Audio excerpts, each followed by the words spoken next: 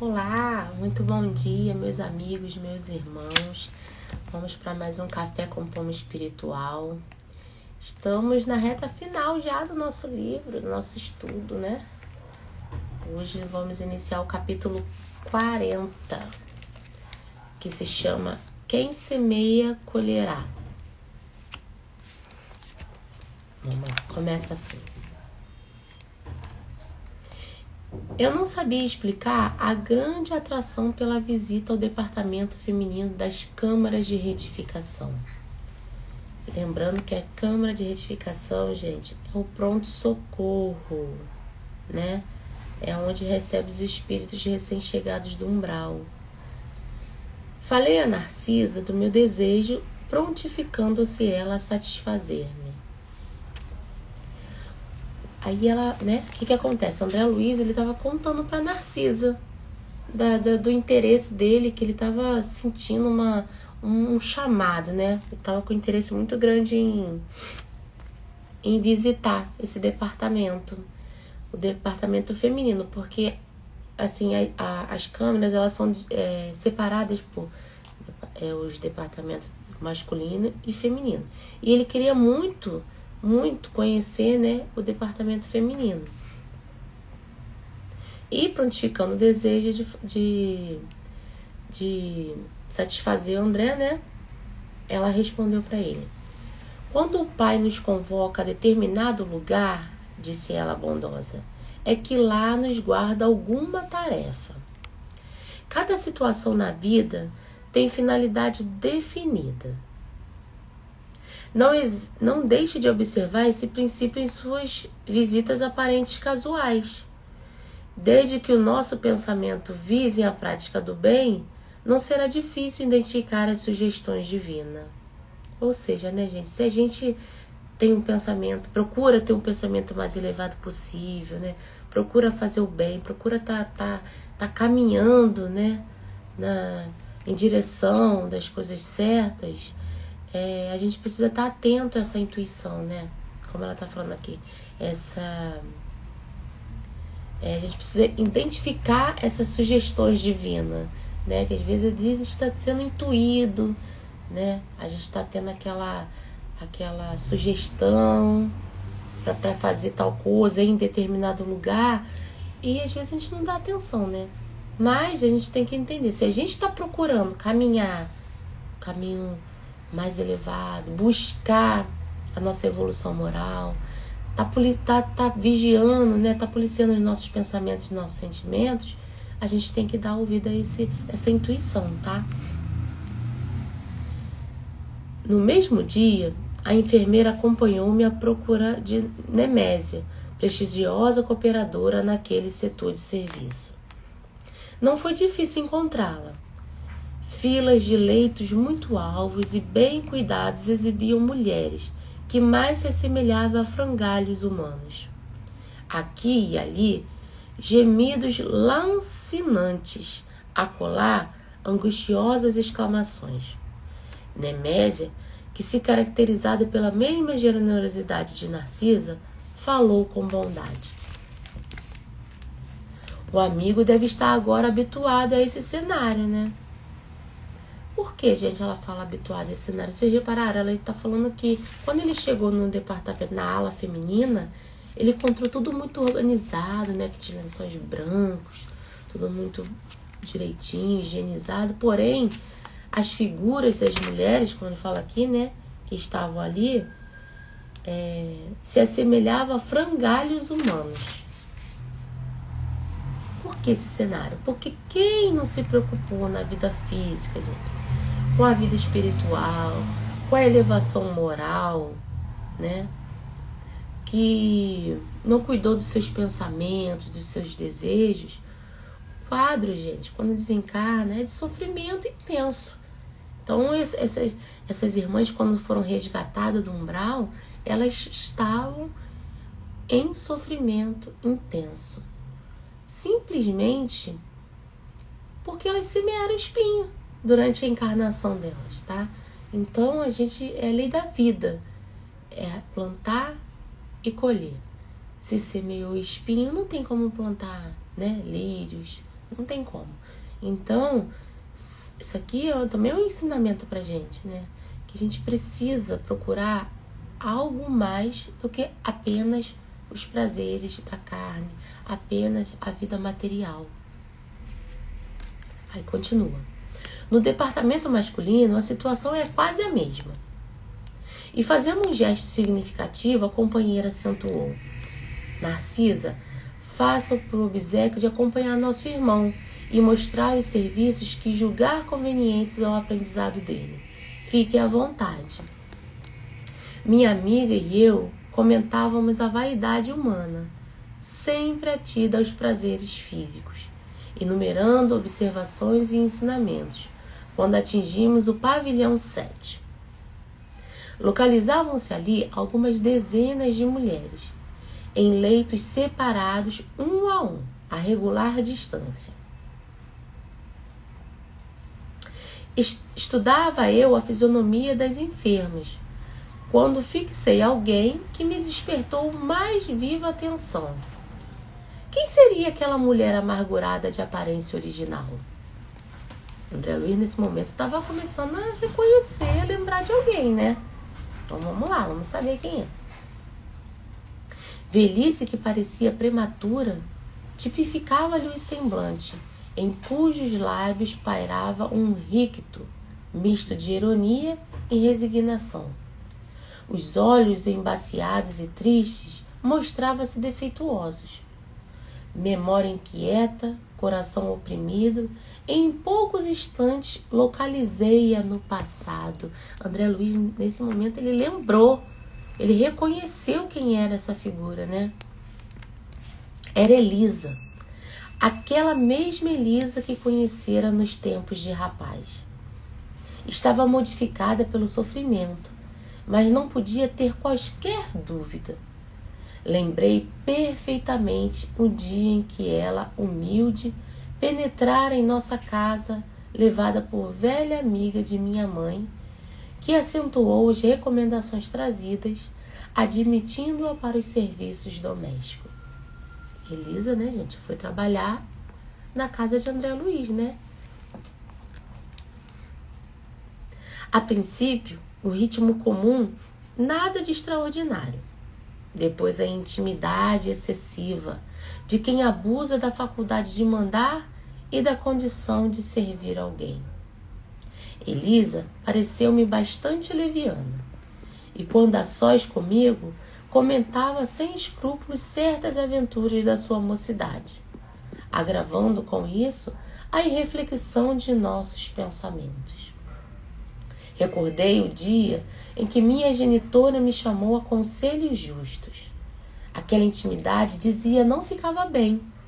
Era razoável que dispensássemos à serva generosidade afetuosa, mas convinha pautar nossa relação com sadio critério. Entretanto,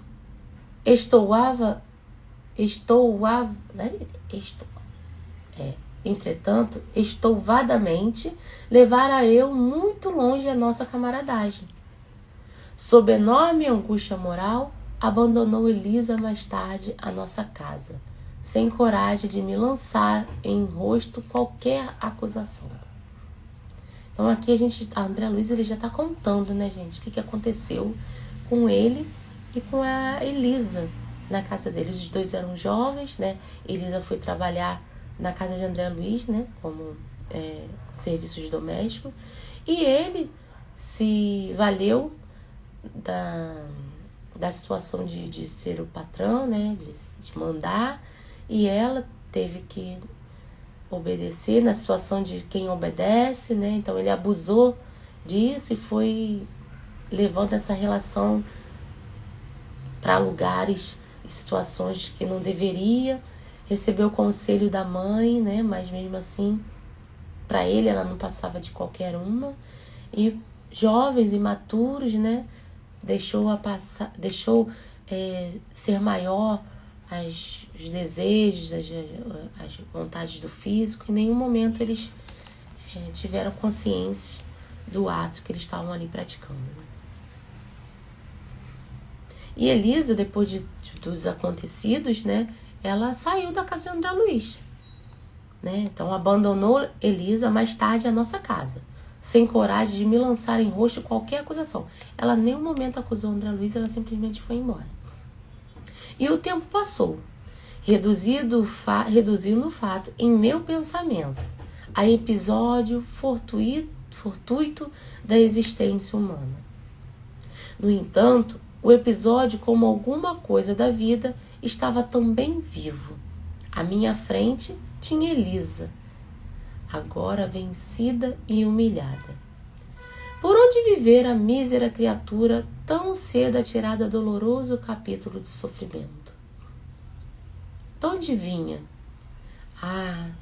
Naquele caso, não me defrontava o Silveira perto de quem pudera repartir o débito com meu pai.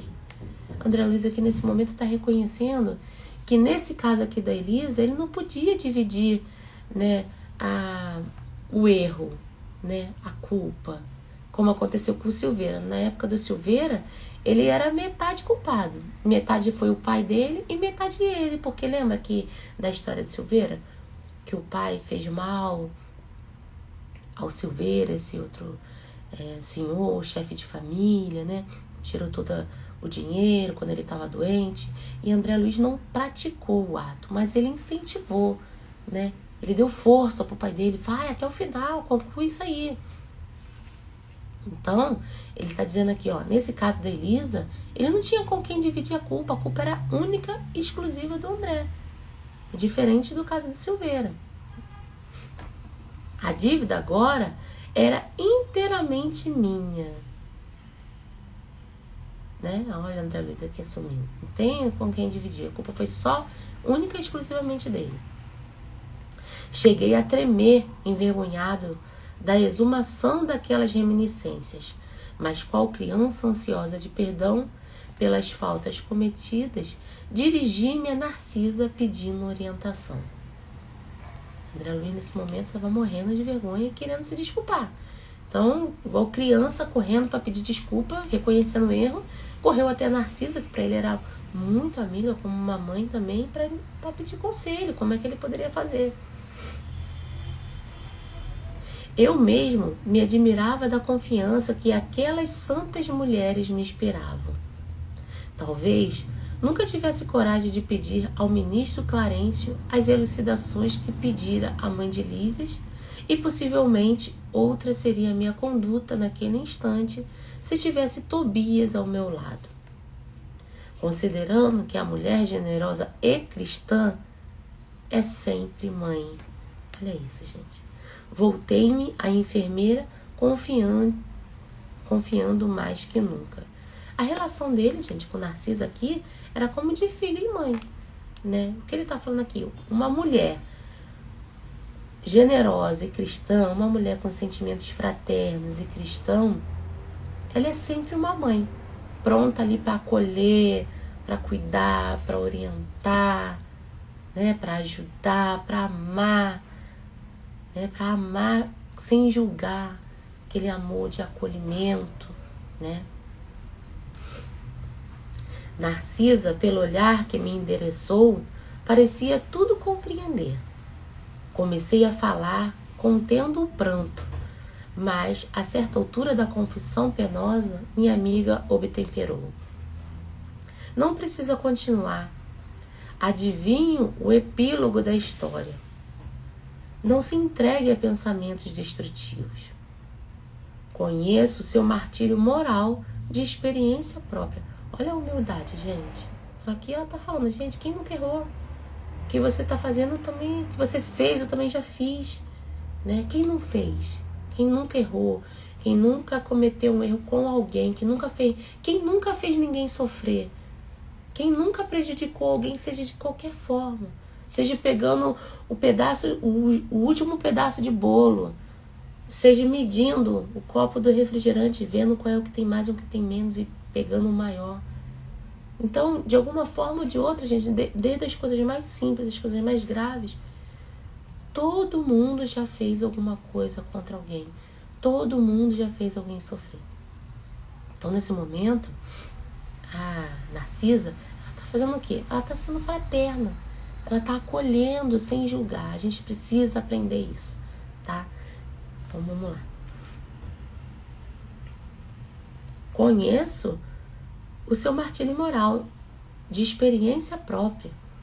Entretanto, se o Senhor permitiu que reencontrasse agora essa irmã, é que já o considera em condições de resgatar a dívida. Olha isso, gente. Olha essa lição. O que ela está querendo dizer aí?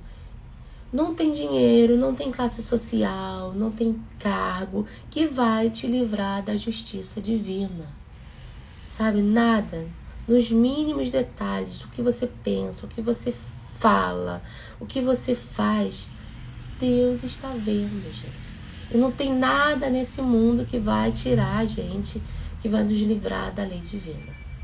Plantou, gente, colheu. O plantio é opcional, mas a colheita é obrigatória. Tá? Então, vamos lá. Vendo a minha indecisão, prosseguiu. Não tema, aproxime-se dela e reconforte-a. Todos nós, meu irmão, encontramos no caminho os frutos do bem ou do mal que semeamos. Esta afirmativa não é frase doutrinária, é realidade universal. Gente, eu vou repetir, porque olha esse ensinamento. Não tema, aproxime-se dela e reconforte-a. Todos nós, meu irmão, encontramos no caminho os frutos do bem ou do mal que semeamos. Esta afirmativa não é frase doutrinária, é realidade universal. Ou seja, a vida é isso, gente. Não tem jeito. Plantou, colheu. Nós temos o livre-arbítrio, sabe? Se nós prejudicamos, se nós fazemos escolhas erradas, se nós tomamos decisões erradas que possa ter feito mal a alguém, prejudicado alguém, a gente vai ter que colher esse fruto, tá? Não tem jeito. O que é a reencarnação? É justamente isso, gente. A reencarnação é pra gente reparar o mal que a gente fez, sabe? E nos dá oportunidade. A reencarnação, gente, o véu do esquecimento é a misericórdia divina, que vai nos dar a oportunidade, sabe, de estar resgatando isso aí. Essa colheita, sabe, de tudo aquilo que a gente fez de ruim. Então, continuando. Tenho colhido muito proveito de situações iguais a essa. Bem-aventurado os devedores em condição de pagar. Olha isso. O que ela quer dizer? Que bom, cara. Sorte, né? De quem já entendeu, já compreende, já está pronto para pagar esses débitos, para resgatar essas dívidas, já tem essa consciência, né? É aquela questão que eu sempre falo. Se você acordou primeiro, quando eu falo acordar, gente, é acordar para a vida espiritual. Prepare o café da manhã para o outro. O que é isso? Conduza as coisas da melhor forma. Faça a sua parte. Não espera que ele faça, porque ele ainda não acordou. Então faz você. Você já entendeu, já compreendeu que tem que resgatar, que tem que se reconciliar com alguém, que tem que passar por aquela situação. Faça você. Aproveite, não deixa para depois, sabe? Isso aqui é uma oportunidade. A encarnação, gente, a reencarnação, a encarnação atual que a gente vive é bênção de Deus. E percebendo minha resolução firme de empreender o necessário ajuste de contas, ela acentuou: Vamos, mas não se dê a conhecer, por enquanto. O que ela falou? Vai lá, tá? Mas não diz quem você é. Faça-o depois de beneficiá-la com êxito. Ou seja, faz o bem a ela. Mais tarde você conta quem você é, porque por isso, quando a gente encarna, a gente tem um véu do esquecimento. A gente não reconhece as outras encarnações, quem ela era, quem fulano era, sabe? Quem da minha família foi meu inimigo, quem não foi, porque Não interessa, a gente não reencarna para reconhecer ninguém. Se fosse assim, Deus não daria o véu do esquecimento pra gente. A gente reencarna para se reconciliar, para resgatar, tá? Para praticar o amor, para esquecer o passado, as coisas ruins que nós fizemos e que nós recebemos, tá? Então, isso não importa quem você foi, importa quem você está sendo, o que você está fazendo da sua encarnação.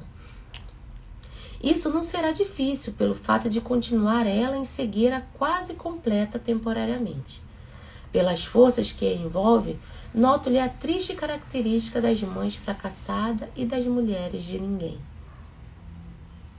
Aproximamo-nos, tomei a iniciativa de palavra reconfortadora. Então André resolveu, falar com Elisa. Elisa identificou-se, dando o próprio nome e prestando de boa vontade outras informações. Havia 3 meses que fora recolhida às câmaras de retificação. Interessada em castigar a mim mesmo diante de Narcisa, para que a lição me penetrasse na alma como caracteres indeléveis, perguntei: e sua história, Elisa? Deve ter sofrido muito. Sentindo a inflexão afetuosa da pergunta, sorriu muito resignada e desabafou. Então, Elisa já tá com um sentimento diferente aqui, né, gente? Ó, ela já tá resignada. Começou, o processo de cura dela. Então, Elisa falou para André Luiz: para que lembrar coisas tristes? As experiências dolorosas ensinam sempre, objetei. A infeliz, que apresentava profunda modificação moral, meditou alguns momentos como quem concatenasse ideias e falou: minha experiência foi a de todas as mulheres doidivanas que trocam o pão bendito do trabalho pelo fel venenoso da ilusão. Olha, isso é raro, gente. Elisa, nesse momento, ela reconheceu os seus erros, ela reconheceu que errou e não jogou a culpa em ninguém. Porque todo erro cometido em um relacionamento não é erro só de uma parte, gente. É o erro das duas.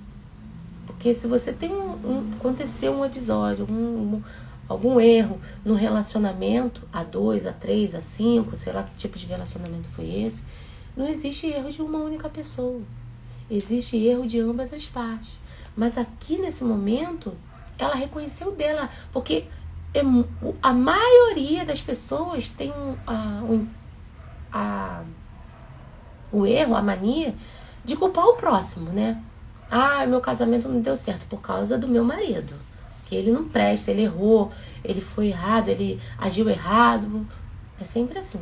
A gente nunca reconhece a nossa parcela de culpa, tá? Então é muito fácil, quando um relacionamento não dá certo, a gente sempre apontar o dedo pro outro e culpar o outro. Isso é normal. Então aqui nesse momento, ela tá de parabéns, cara. Olha, isso aqui é raridade. Ela não julgou, ela não falou, o cara errou comigo. Conheci uma pessoa e ele agiu errado comigo. Não, ela reconheceu a própria culpa dela. Ela falou dela, sabe? Porque o erro do outro é do outro. O nosso erro é nosso. A salvação é individual. A evolução é individual, tá? E ela falou aqui, minha experiência foi de todas as mulheres doidivanas que trocam o pão bendito do trabalho pelo fel venenoso da ilusão. Nos tempos da mocidade distante, como filha de um lar paupérrimo, vali-me do emprego em casa de abastado comerciante. Aí ela começou a contar para André Luiz. Ela tá falando aqui do pai dele, onde a vida me impôs imensa transformação. Esse negociante tinha um filho tão jovem quanto eu. Aí, ela contando a história para André Luiz. Imagina ele, Tá falando dele aqui, O negociante tinha um filho tão jovem quanto eu. E depois da intimidade estabelecida entre nós, quando toda a reação de minha parte seria inútil, esqueci criminosamente que Deus reserva o trabalho a todos os que amam a vida sã, por mais faltosos que tenham sido, e entreguei-me a experiências dolorosas que não preciso comentar. Conheci de perto o prazer, o luxo, o conforto material e em seguida o horror de mim mesma, a sífilis, o hospital, o abandono de todos, as tremendas desilusões que culminaram na cegueira e na morte do corpo. Errei muito tempo em terrível desespero, mas um dia tanto roguei um amparo à Virgem de Nazaré que mensageiros do bem me recolheram por amor ao seu nome, trazendo-me a esta casa de abençoada consolação. Olha que história, gente. Ela, contou o que aconteceu, depois daquilo que aconteceu, o episódio que aconteceu com ela, com o André Luiz, na mocidade, ela saiu da casa, ela, pelo que vocês estão vendo aqui, ela se entregou à prostituição, e a vida dela sofreu muito, ficou doente até desencarnar e depois, como ela falou ali, depois de muito sofrimento, ela pediu ajuda à Virgem de Nazaré e foi resgatada. Comovidíssimo até as lágrimas, perguntei: e ele? Como se chama o homem que fez tão infeliz? Olha, André Luiz perguntando, gente. Aí a resposta: ouvia então pronunciar meu nome e de meus pais. Imagina essa situação, gente. Nossa, nem sei como é que é assim. Aí ele pergunta: e você o odeia? Indaguei acabrunhado. Ela sorriu tristemente e respondeu: no período do meu sofrimento anterior, amaldiçoava-lhe a lembrança, nutrindo por ele um ódio mortal. Mas a irmã Nemésia modificou-me. Para odiá-lo, tenho que odiar a mim mesma. Isso aqui é o que eu falei, gente, anteriormente. A gente tem mania de errar, e julgar, errar e condenar o outro.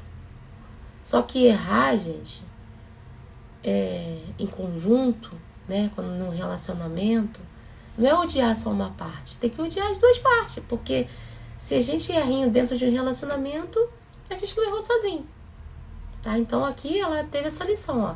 Se tem que odiar alguém, você tem que odiar os dois, ele e você, porque foi um erro no relacionamento, então não é só uma pessoa. Aí ela continua: no meu caso, a culpa deve ser repartida. Não devo, pois, recriminar ninguém. Aquela humildade sensibilizou-me. Olha André Luiz aqui, ó. Tomei-lhe a destra sobre a qual, sem que pudesse evitar, rolou uma lágrima de arrependimento e remorso. Aí ele falou para ela: ouça, minha amiga. Falei com emoção forte. Também eu me chamo André e preciso ajudá-la. Conte comigo, doravante. E sua voz... Aí ela falou, a Elisa falou para ele: e sua voz, disse Elisa ingenuamente, parece com a dele. Porque, gente, a Elisa ainda não teve o esclarecimento total. Ela ainda tá com esquecimento de quem é, de qual pessoa. Aquele véu do esquecimento que ajuda, gente. Ele ainda não tá preparada. Então, ele ainda não se identificou para ela, porque não é o momento, mas mais para frente ele vai explicar. Aí ele continua: pois bem, continuei comovido, até agora não tenho propriamente uma família em nosso lar, mas você será aqui minha irmã do coração. Conte com meu devotamento de amigo. André Luiz, gente, nesse momento ele vai se dedicar a ajudar, a resgatar, esse débito com essa irmã. E esse apoio, gente, por que ele vai trazer ela para ser parte da família dele, a família espiritual? Vai ser como uma irmã de coração. Porque vai levar muito tempo. Esse apoio vai levar anos, esse resgate. Então, André Luiz já trouxe ela para a amizade. No semblante da sofredora, um grande sorriso parecia uma grande luz. Como lhe sou grata, disse ela, enxugando as lágrimas.